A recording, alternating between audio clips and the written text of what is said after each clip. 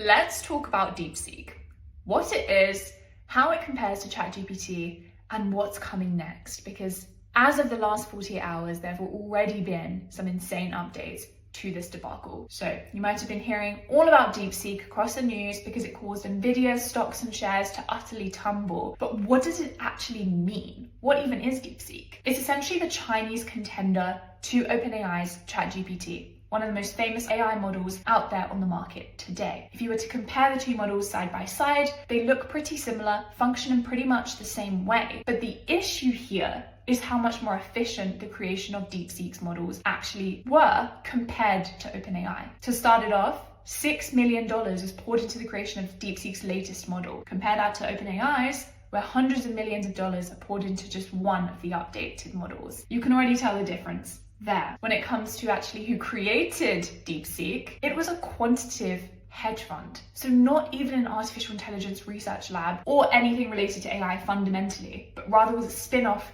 from a tool used in a quantitative hedge fund. And what's absolutely set the story on fire was the idea that the chips that were utilized to build DeepSeek's model were old NVIDIA chips.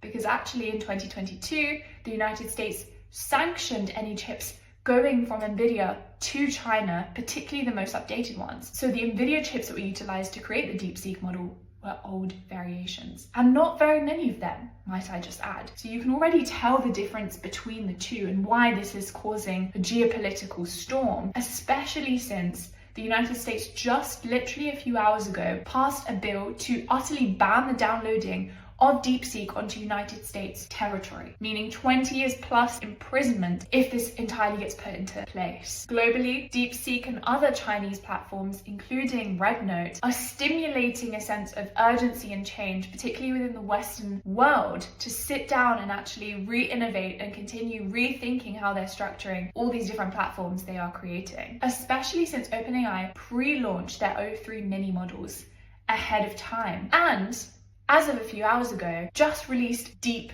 Research. Quite similar name-wise, don't we think? To actually act as an autonomous agent that can scour the web and conduct research on your behalf. Very intrigued to see where this is going to continue, but this will definitely be a story for the history books.